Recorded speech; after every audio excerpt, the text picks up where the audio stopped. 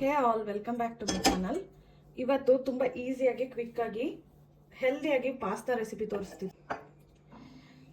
ಡಯಟಲ್ಲಿರೋರು ಮಕ್ಕಳು ಸ್ನ್ಯಾಕ್ಸ್ಗೆ ಈಸಿಯಾಗಿ ಮಾಡ್ಕೋಬೋದು. ನನಗೆ ಸ್ವಲ್ಪ ನೀರು ಹಾಕೊಳ್ಳಿ. ವೀಟ್ ಪಾಸ್ತಾ ತೊಗೊಂಡಿದ್ದೀನಿ, ವೀಟ್ ಪೆನ್ನಿ ಪಾಸ್ತಾ. ನೀವು ಮ್ಯಾಕ್ರೋನಿಗೆ ತೊಗೋಬೋದು, ಯಾವುದಾದ್ರು ತೊಗೋಬೋದು. ಪಾಸ್ತಾದಲ್ಲಿ ತುಂಬ ವೆರೈಟೀಸ್ ಇರುತ್ತೆ. ಬಟ್ ನಾನು ಮೈದಾ ಪಾಸ್ತಾ ತೊಗೊಂಡಿಲ್ಲ, ವೀಟ್ ಪಾಸ್ತಾ ತೊಗೊಂಡಿದ್ದೀನಿ. But almost wheat pasta, organic pasta ಎಲ್ಲ ಬರುತ್ತೆ, ವೆಜಿಟೇಬಲ್ ಪಾಸ್ತಾ ಎಲ್ಲ ಆ ಥರದ್ದು ತೊಗೊಂಡು ಟ್ರೈ ಮಾಡಿ. ಮಕ್ಳಿಗೆ ಕೊಡೋದ್ರಿಂದ ಸೊ ಹೆಲ್ದಿಯಾಗಿ ಕೊಟ್ಟರೆ ತುಂಬ ಟೇಸ್ಟಿಯಾಗೂ ಇರುತ್ತೆ, ಹೆಲ್ದಿಯಾಗೂ ಇರುತ್ತೆ ಮಕ್ಕಳು ಸ್ನ್ಯಾಕ್ಸ್ಗೆ. ಸೊ ನೀರನ್ನ ಬಾಯ್ಲ್ ಮಾಡೋಕ್ಕಿಟ್ಟು 1 ಸ್ಪೂನ್ ಉಪ್ಪು ಹಾಕ್ತಿದ್ದೀನಿ, ಮತ್ತು 1 ಸ್ಪೂನು ಅಡುಗೆ ಎಣ್ಣೆ ಹಾಕ್ತಾಯಿದ್ದೀನಿ. ನೀವು ಯಾವ್ದು ಅಡುಗೆಗೆ ಯೂಸ್ ಮಾಡ್ತೀರಾ ಅದು ಎಣ್ಣೆ ಹಾಕೊಳ್ಳಿ. ಯಾಕಂದರೆ ನಿಮಗೆ ಪಾಸ್ತಾ ಬಂದು ಅಂಟಂಟಾಗಲ್ಲ, ಒಂದಕ್ಕೊಂದು ಅಂಟೋದಿಲ್ಲ ಎಣ್ಣೆ ಹಾಕೋದ್ರಿಂದ. ಸ್ವಲ್ಪ ನೀರು ಬಾಯ್ಲ್ ಆದಾಗ ಪಾಸ್ತಾ ಹಾಕೊಳ್ಳಿ.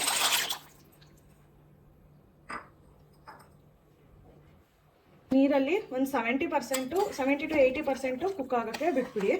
ಅದು ಬಾಯ್ಲ್ ಆಗಿ 80% ಅಷ್ಟು, ಮುಕ್ಕಾಲು ಭಾಗ ಅಷ್ಟು ಅಲ್ಲೇ ನೀರಲ್ಲಿ ಬೇಯಬೇಕು. ಮಧ್ಯ ಸುಮ್ಮನೆ ಜಸ್ಟ್ ಈ ಥರ ಕೈ ಆಡಿಸಿ. ಮೈದಾ ಪಾಸ್ತಾ ಆದರೆ ನಿಮಗೆ ಬೇಗನೆ ಬೆಂದೋಗುತ್ತೆ ನೀರಲ್ಲಿ. ವೀಟ್ ಪಾಸ್ತಾ, ಗೋಧಿ ಪಾಸ್ತಾ ಆಗಿರೋದ್ರಿಂದ ಸ್ವಲ್ಪ ಟೈಮ್ ತೊಗೊಳುತ್ತೆ. ಒಂದು 10 to 15 ಮಿನಿಟ್ಸ್ ಆಗ್ಬೋದು. ಗೋಧಿ ಪಾಸ್ತಾ ಆಗಿರೋದ್ರಿಂದ ಒಂದು 10 ಮಿನಿಟ್ಸ್ ಆದರೂ ತೊಗೊಳುತ್ತೆ ಬೇಯೋದಕ್ಕೆ. ಇದು ಆಗಿದೆ. ಇವಾಗ ನಿಮಗೆ ಗೊತ್ತಾಗುತ್ತೆ, ಹಿಂಗೆ ಪ್ರೆಸ್ ಮಾಡಿದಾಗ ಒಂದು ಮುಕ್ಕಾಲು ಭಾಗ ಬೆಂದ ಮೇಲೆ ಆಫ್ ಮಾಡ್ಕೊಳ್ಳಿ.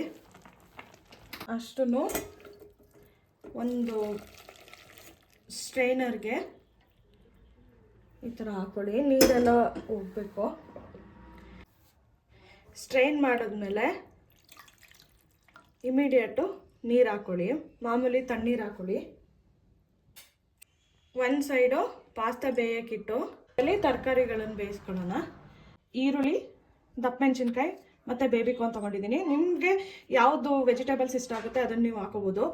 ಇದಕ್ಕೆ ನೀವು ಮಶ್ರೂಮ್ ಹಾಕ್ಬೋದು, ಇಲ್ಲ ಅಂತಂದರೆ ಪನ್ನೀರ್ ಹಾಕೋಬೋದು, ಸ್ವೀಟ್ ಕಾರ್ನ್ ಹಾಕೋಬೋದು. ಆ ಥರ ನಿಮಗೆ ಯಾವ್ದು ಇಷ್ಟ ಆಗುತ್ತೆ ಅದನ್ನು ಹಾಕೊಳ್ಳಿ. ನಾನಿಲ್ಲಿ ಫಸ್ಟು ಬೇಬಿಕಾರ್ನ್ ಹಾಕೋತಾ ಇದ್ದೀನಿ. ಸ್ವಲ್ಪ ಬೇಯ ತನಕ ಬಿಡಿ. ಇದಾದಮೇಲೆ ಈರುಳ್ಳಿ ಮತ್ತು ದಪ್ಪ ಮೆಣಸಿನ್ಕಾಯಿ, ಕ್ಯಾಪ್ಸಿಕಮ್ ಇಷ್ಟನ್ನು ಹಾಕೋತಿದ್ದೀನಿ. ತುಂಬ ಕ್ವಿಕ್ಕಾಗಿ ಸಿಂಪಲ್ಲಾಗಿ ಬೇಗ ಮಾಡ್ಕೋಬೋದು ನೀವು. ಸ್ವಲ್ಪ ಉಪ್ಪು ಹಾಕೊಳ್ಳಿ, ತರಕಾರಿ ಬೇಯುತ್ತೆ. ಮಿಕ್ಸ್ ಮಾಡಿ ಮಾಡ್ಕೊಳ್ಳಿ. ತರಕಾರಿ ಎಲ್ಲ ಬೆಂದಿದೆ. ನಿಮ್ಗೆ ಇದೇ ಅದೇ ಬೇಕು ಅಂತ ಏನಿಲ್ಲ. ತರಕಾರಿ ನಿಮ್ಮ ಮನೇಲಿ ಯಾವುದಿದೆ ಅದನ್ನು ಹಾಕೊಂಡು ಮಾಡ್ಕೋಬೋದು. ನಿಮ್ಗೆ ಯಾವ್ದು ಇಷ್ಟ ಆಗುತ್ತೆ ಅದು. ಯಾವುದೂ ಇಲ್ಲ ಅಂತಂದರೆ ಈರುಳ್ಳಿ ಮತ್ತು ಕ್ಯಾಪ್ಸಿಕಮ್ ಎರಡೇ ಹಾಕೊಂಡು ಮಾಡ್ಕೊಂಡ್ರೂ ಚೆನ್ನಾಗಿರುತ್ತೆ. ತುಂಬ ಬೇಗ ಕ್ವಿಕ್ಕಾಗಿ ಆಗೋಗುತ್ತೆ. ಮಕ್ಕಳಿಗೆ ತುಂಬ ಇಷ್ಟ ಬರ್ತಾರೆ. ಈ ಥರ ಒಂದ್ಸಲ ಟ್ರೈ ಮಾಡಿ. ತರಕಾರಿ ಎಲ್ಲ ಹುರ್ಕೊಂಡಿರ್ತೀವಲ್ಲ ಅದಕ್ಕೇ ಬೆಣ್ಣೆ ಹಾಕೊಳ್ಳಿ. ನಾನಿಲ್ಲಿ ಅಮೂಲ್ದು ಪೌಚ್ದು ಬಟರ್ ಬರುತ್ತಲ್ಲ ಅದನ್ನು ಹಾಕೊಂಡಿದ್ದೀನಿ. ಇದಕ್ಕೆ ತುರಿದಿಟ್ಕೊಂಡಿರೋದು 4 ರಿಂದ 5 ಎಸಳು ಬೆಳ್ಳುಳ್ಳಿ ಮತ್ತು ಅರ್ಧ ಹಸಿಮೆಣಸಿನ್ಕಾಯಿ ಹಾಕ್ತಾಯಿದ್ದೀನಿ. ನೀವು ಸ್ಕಿಪ್ ಮಾಡ್ಕೋಬೋದು ಮೆಣಸಿನ್ಕಾಯಿ. ಮಕ್ಕಳಿಗೆ ಏನಾದರೂ ಮಾಡ್ತೀವಿ ಅಂತ ಹೇಳಿದ್ರೆ ನೀವು ಸ್ಕಿಪ್ ಮಾಡ್ಕೊಳ್ಳಿ. ಬರೀ ಪೆಪ್ಪರ್ ಪೌಡರ್ ಹಾಕಿದ್ರೆ ಸಾಕಾಗುತ್ತೆ. ಇದಕ್ಕೆ ನಾನು 2 ಸ್ಪೂನ್ ಗೋಧಿ ಹಿಟ್ಟು ಹಾಕ್ತಾಯಿದ್ದೀನಿ. ನೀವು ಪಾಸ್ತಾಗೆ ಮೈದಾನೇ ಹಾಕೋದು, ವೈಟ್ ಸಾಸ್ ಪಾಸ್ತಾಗೆ. ಬಟ್ ನಾನು ಮೈದಾ ಯೂಸ್ ಮಾಡಲ್ಲ, ಹಾಗಾಗಿ ಗೋಧಿ ಹಿಟ್ಟು ಹಾಕ್ತಾಯಿದ್ದೀನಿ. 2 ಸ್ಪೂನ್ ಗೋಧಿ ಹಿಟ್ಟು ಹಾಕೊಳ್ಳಿ. ಮಕ್ಳಿಗೆ ಕೊಡೋದ್ರಿಂದ ಜಾಸ್ತಿ ಮೈದಾ ಯೂಸ್ ಮಾಡಿದ್ರೆ ಬರೀ ಗೋಧಿ ಹಿಟ್ಟಲ್ಲಿ ಮಾಡ್ಕೊಂಡ್ರೆ ತುಂಬ ಚೆನ್ನಾಗಿರುತ್ತೆ. ಟೇಸ್ಟು ಸೇಮ್ ಬರುತ್ತೆ, ಏನು ಡಿಫ್ರೆನ್ಸ್ ಏನು ಅನಿಸಲ್ಲ ನಿಮಗೆ. ಸೇಮ್ ಮೈದಾ ಹೆಂಗಿರುತ್ತೋ ಅದೇ ಟೇಸ್ಟ್ ಬರುತ್ತೆ ವೈಟ್ ಸಾಸ್ ಪಾಸ್ತಾನು. ಇದಕ್ಕೆ ಅರ್ಧ ಬಟ್ಲು ಹಾಲು ಹಾಕ್ತಾಯಿದ್ದೀನಿ, ಕಾಯಿಸಿರೋ ಹಾಲು.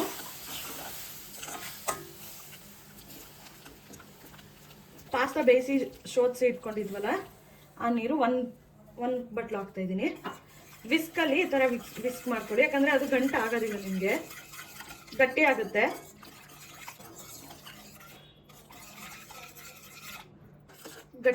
ಅದು.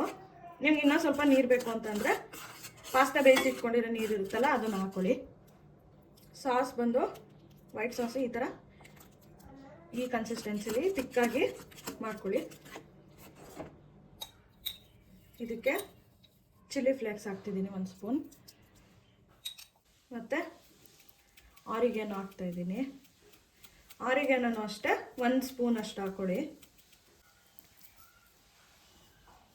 ಇದೆರಡನ್ನೂ ಮಿಕ್ಸ್ ಮಾಡಿಕೊಡಿ.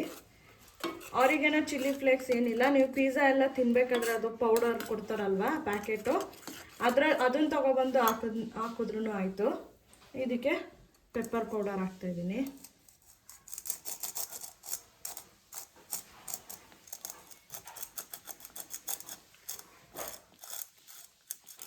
ಚಿಲ್ಲಿ ಫ್ಲೇಕ್ಸು ಹಾಕಿರ್ತೀವಿ, ಹಾಗಾಗಿ ನೋಡ್ಕೊಂಡು ಹಾಕ್ಕೊಳ್ಳಿ.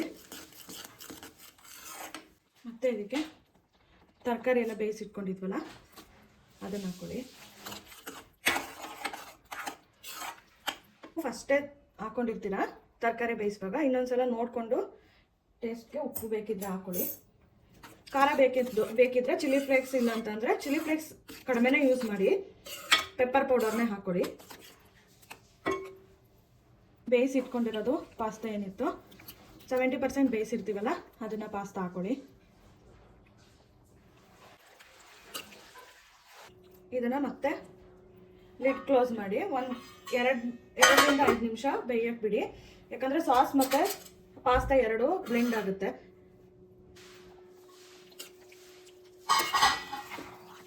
ಇದಾಗಿದೆ. ಇವಾಗ ಇದಕ್ಕೆ ಲಾಸ್ಟಲ್ಲಿ ಚೀಸ್ ಹಾಕ್ಕೊಳ್ಳಿ. ನಾನಿಲ್ಲಿ 2 ಕ್ಯೂಬ್ಸ್ ಚೀಸ್ ಬರುತ್ತಲ್ಲ, ಅದರಲ್ಲಿ 2 ಚೀಸ್ ಹಾಕ್ತಾಯಿದ್ದೀನಿ. ನಿಮಗೆ ಚೀಸ್ ಇಷ್ಟ ಇಲ್ಲ ಅಂತಂದರೆ ನೀವು ಸ್ಕಿಪ್ ಮಾಡ್ಕೋಬೋದು. ಬಟ್ ಚೀಸ್ ಹಾಕಿದ್ರೇ ಇದಕ್ಕೆ ಟೇಸ್ಟು ಚೆನ್ನಾಗಿರುತ್ತೆ. ವೈಟ್ ಸಾಸ್ ಪಾಸ್ತಾಗೆ, ನಾರ್ಮಲ್ ರೆಡ್ ಸಾಸ್ ಪಾಸ್ತಾಗೆಲ್ಲ ಏನು ಚೀಸ್ ಅವಶ್ಯಕತೆ ಇರಲ್ಲ. ಬಟ್ ನಿಮ್ಗೆ ಇಷ್ಟ ಆಗಿಲ್ಲ ಅಂತಂದರೆ ನೀವು ಸ್ಕಿಪ್ ಮಾಡ್ಕೋಬೋದು. ಚೀಸ್ ಹಾಕಿದ್ಮೇಲೆ 1-2 ನಿಮಿಷ ಹಾಗೆ ಬೇಯಲಿಕ್ಕೆ ಬಿಡಿ. ಎಲ್ಲ ಆದಮೇಲೆ ಲಾಸ್ಟಲ್ಲಿ ಈ ಥರ ಮಿಕ್ಸ್ ಕೊಟ್ಟರೆ ರೆಡಿ ಆಯಿತು. ತುಂಬ ಕ್ವಿಕ್ಕಾಗಿ ಈಸಿಯಾಗಿ ಮಾಡ್ಕೋಬೋದು. Super tasty and healthy white sauce pasta. ನೀವು ಒಂದ್ಸಲ ಮನೇಲಿ ಟ್ರೈ ಮಾಡಿ, ಹೇಗಿತ್ತು ಅಂತ ನನಗೆ ಕಮೆಂಟ್ ಮಾಡಿ. ಆ್ಯಂಡ್ ಇನ್ನೂ ಯಾರು ನನ್ನ ಚಾನಲ್ನ ಸಬ್ಸ್ಕ್ರೈಬ್ ಆಗಿಲ್ಲ, ಪ್ಲೀಸ್ ಸಬ್ಸ್ಕ್ರೈಬ್ ಆಗಿ. ಆ್ಯಂಡ್ ನೆಕ್ಸ್ಟ್ ರೆಸಿಪಿಗೆ ನನಗೆ ಕಮೆಂಟ್ ಮಾಡಿ. ಸೊ ನಾನು ಯಾಕೆ ಇದನ್ನು ಹೆಲ್ದಿ ಅಂತ ಹೇಳಿದೆ ಅಂದರೆ, ಸೊ ನಾವು ಯಾವುದೇ ರೀತಿ ಮೈದಾ ಬಳಸಿಲ್ಲ. ಮೈದಾ ತುಂಬ ಅನ್ಹೆಲ್ದಿ ಬಾಡಿಗೆ, ಮಕ್ಕಳಿಗೆ ಆಗಲಿ ದೊಡ್ಡವ್ರಿಗೆ ಆಗಲಿ. ಆದಷ್ಟು ಮೈದಾ ಪಾಸ್ತಾ ಯೂಸ್ ಮಾಡ್ದೇ ಆರ್ಗ್ಯಾನಿಕ್ ವೀಟ್ ಪಾಸ್ತಾ, ರಾಗಿ ಪಾಸ್ತಾ, ತರಕಾರಿಯಲ್ಲಿ ಕೂಡ ಇವಾಗ ಪಾಸ್ತಾ ಬಂದಿದೆ, ಅದನ್ನು ಯೂಸ್ ಮಾಡಿ. ವೈಟ್ ಸಾಸ್ ಪಾಸ್ತಾ ನೀವು ಟ್ರೈ ಮಾಡಿ, ಹೇಗಿತ್ತು ಅಂತ ಕಮೆಂಟ್ ಮಾಡಿ. Thank you.